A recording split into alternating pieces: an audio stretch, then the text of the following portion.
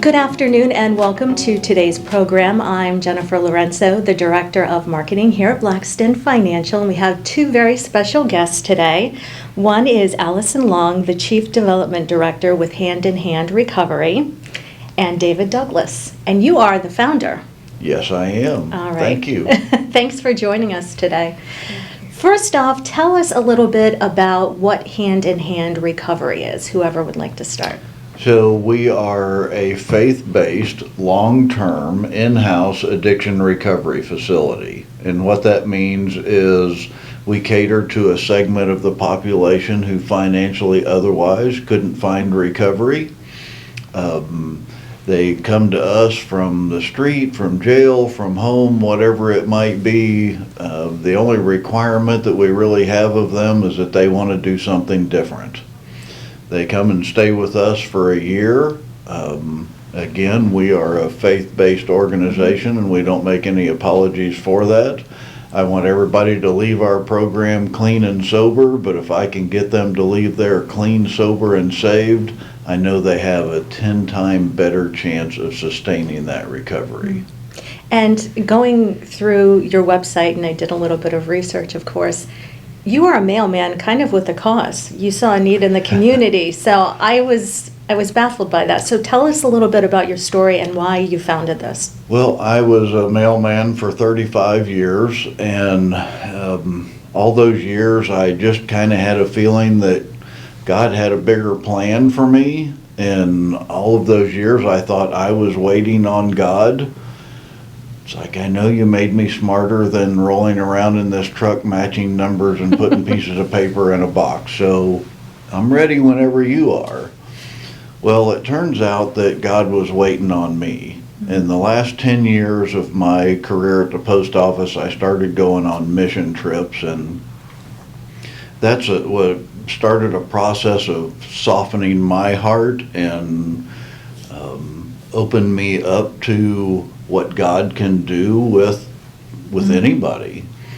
And at the end of my career, I thought I was going to go walk on the beach until I died there, and God said, no, I want you to do this thing. I want you to start an addiction recovery program for men who otherwise couldn't find recovery.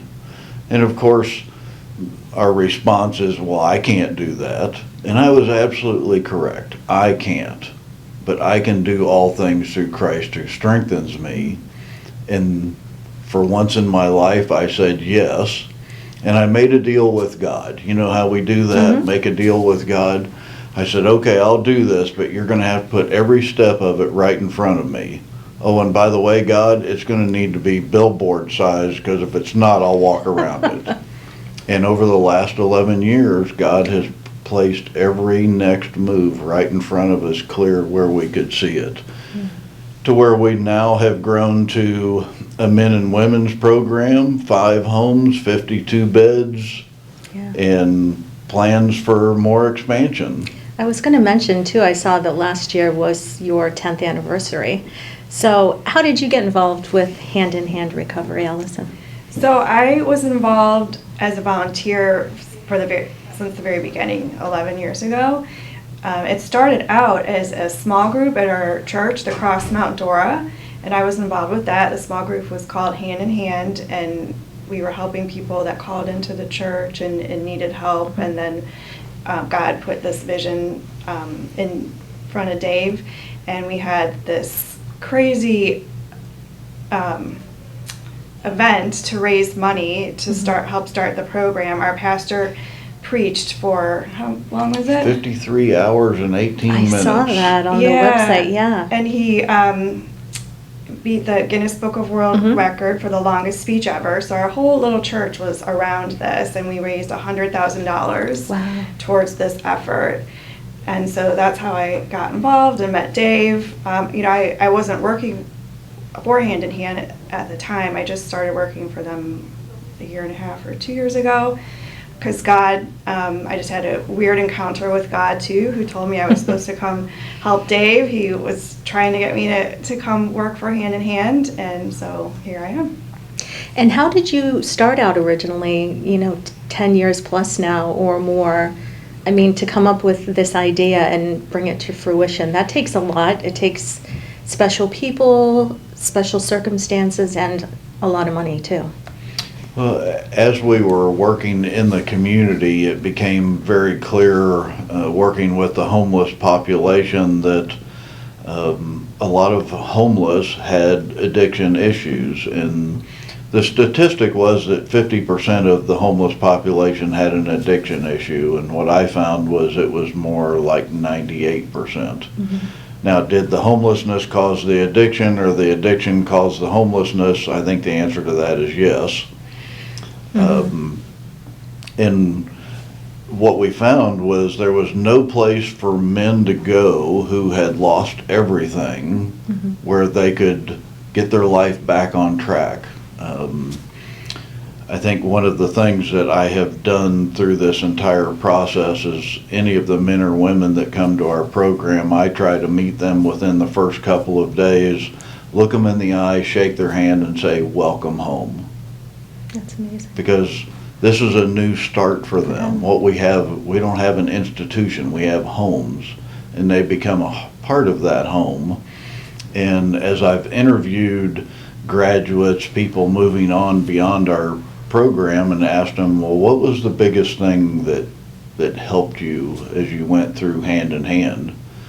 And the answer to that was love. Regardless of what I had done or where I was at in life, I found people that loved me. It's amazing. What a thing for someone to say about something that you founded and you were called to do by God. That's amazing. Now, how many homes do you have now? You've got both a men's and a women's program, and you're up to 5 homes right now? Correct. Okay. So how does it kind of work? Tell us a little bit about the intake process, I guess you could say. So we can't help everybody. So we've kind of had to narrow that market.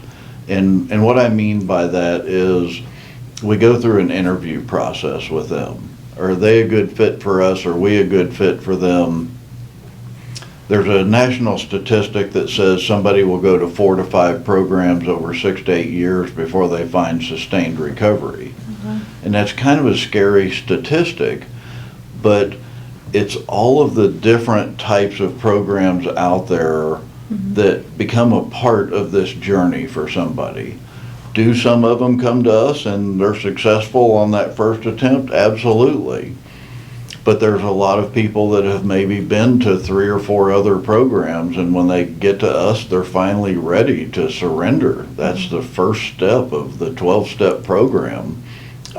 I've got a problem. I need help. And we're taught that we don't need help, right? You shouldn't have to ask anybody for help. But we all need that, right? And they come in for a year-long program that they participate in, and what are some of the things on a day-to-day basis that they kind of participate in? I know you can, some of it anonymity and things like that, but if you can share with us. Yeah, so it's a 3-phase program. Each phase is 4 months, phase 1, phase 2, and phase 3. And the first phase, they come in, they're very broken most of the time. We do welcome them home and just love on them. And you want to expand on phase 1 a little bit more? Yeah, so phase 1, time to get your head clear, right? And that's where those that don't stay with our program, we usually lose them in that part of the program. Maybe they're just not ready yet. Sure. Sometimes they'll leave, and 6 months later we get a call from them, and hey, I made a huge mistake. I'm ready. So come on back. Let's get back on track. So phase 1 is pretty much an introduction and just time to get your head clear. Phase 2 is where we start digging a little bit deeper. Who wants to sit in a room and with a bunch of people you don't know and talk about your worst stuff? We try to make that as comfortable as we can, because drugs and alcohol aren't the problem. It's an underlying issue along the way. It's the underlying issues that make life difficult and cause us to make those bad decisions. So that's where we dig a little bit deeper. and helping them to understand the addiction process and how they got to where they're at.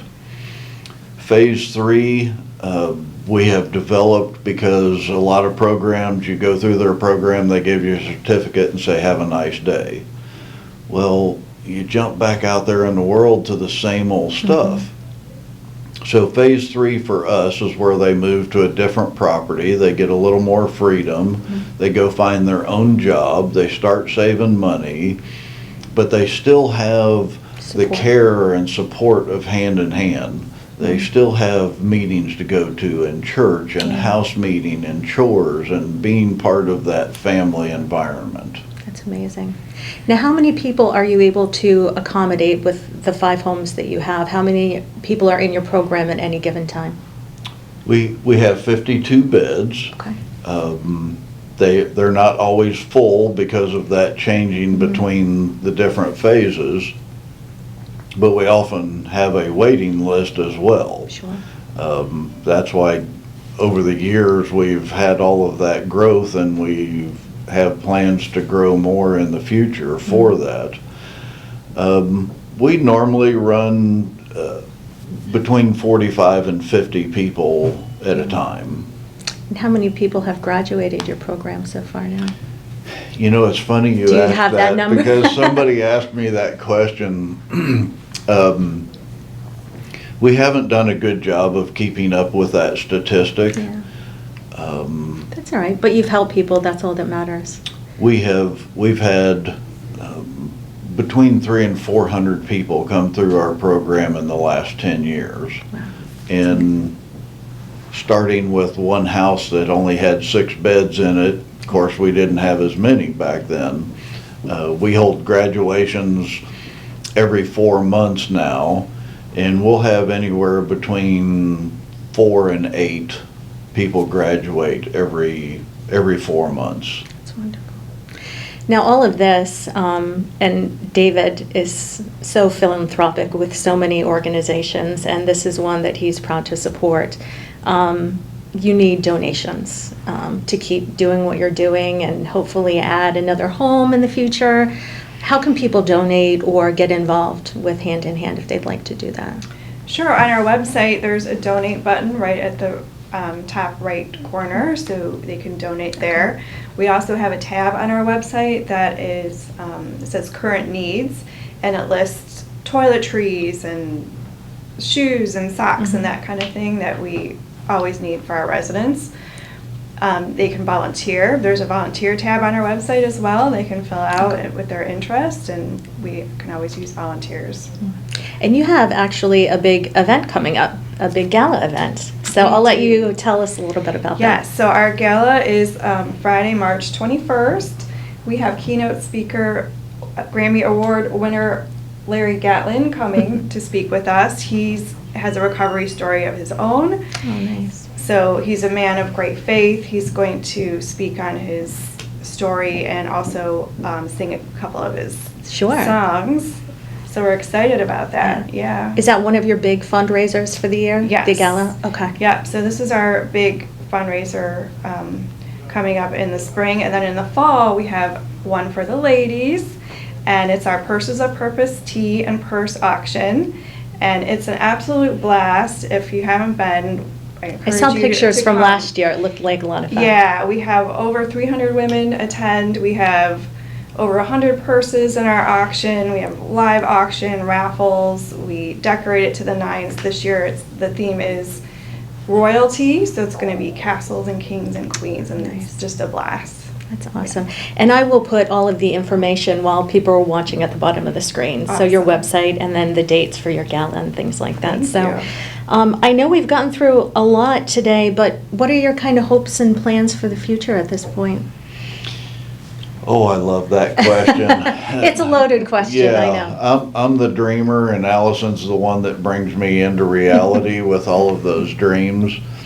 We currently have plans for a new 28-bed facility, and we'll start with our men's program. For whatever reason, we seem to get more men with a need. Unfortunately, for the women, there's always some man who's willing to take them in and support their habit. But when they finally get to that point, we need to be ready to take them. So building that new facility and building the financial support behind that. And what I mean by that is what we call social enterprise. On our men's side, we have a complete lawn service. Our women do some commercial cleaning. They take care of some tour boats out of Mount Dora. We have found that people will pay us a small fortune to come pull their weeds, which is a great training process for the women. I tell them if they don't learn anything other than the fact that they don't want to pull weeds for the rest of their life, that it's a win. But if you go into the weed bed and you just pinch the tops off of it, you come back next week, the weeds are right back there. But if you'll take the extra time to dig out the roots and pull that out of there, you have less weeds next time. So that becomes a training process for us. In the growth for that social enterprise, we've got thoughts of a thrift store. We've got plans for a plant nursery. Oh, that would be wonderful. And what other social enterprise on the horizon can we put together where not only are we supporting the program, but we're also teaching life skills and training our men and women to go out and be able to make a sustainable wage. Sure. And landscaping, things like that, perfect place, Florida. It's needed all year round, so but it's nice that you're able to teach them some job skills along the way so that they can leave and depart with that. What about you? Do you have any kind of final thoughts, Allison? Well, what makes us different is the love that we give to our residents. And also they get Bible classes and volunteers that come in and support them in a spiritual way. So that's our heart, and just being able to do that and to love everyone that comes in. It is the love that a lot of these people are missing in their lives, and they'll tell you, I've just this place saved my life. They truly loved me and taught me how to love myself. That's amazing to have those kind of offerings from people who have gone through the program. That means a lot, I'm sure, to you that started this all those years ago. Yeah. Just on a thought, thought in a prayer. Our volunteers are a very special part of what we do because I want everybody to leave the program with a sponsor and a spiritual mentor. Yes. They need to take those people with them. Right. We need to fight against what the world's telling us to do it all by ourselves and make our own decisions, but God made us communal, and we need to be a part of a community. If I can get them to leave with their sobriety and a community that's supporting them, and that's where the volunteers come into place, they're going to be just fine. Well, I love the story that you shared, and thank you both for coming in and taking Thank your you. time out. It's an amazing story. We could talk about it all day long, I'm sure. Again, David Douglas, the founder of Hand in Hand Recovery, and Allison Long, Chief Development Director, and we wish you nothing but continued success here with your program. I can't wait to see what the future holds for all of you. Well, thank you so much, and we appreciate the backing of Blackston Financial Group. They have been very supportive of our organization and what we do, and how fitting that, because it takes money for what we do, right? So those that are able to give back to others, which I have found in my life is just a very special gift. It's better to give than receive. Well, I like getting stuff, but that feeling that you get from giving, whether that's financially, spiritually, mentoring somebody, you can't put a price on those things. Absolutely. And David Blackston absolutely understands that, and we just love him because of that support. Well, I think we feel the same on the other side of the table too. We're very grateful and blessed by the whole Blackston family. They're all wonderful. We love them very much. Thank you. And I know that David likes to use these types of shows to feature different organizations that he is so proud to support. And so if anyone would like to have more information on hand-in-hand recovery, again, I'll include all of the information at the bottom of the screen. So thank you both for coming in today, and thank you all for watching for another episode. We'll see you next time. Thank you.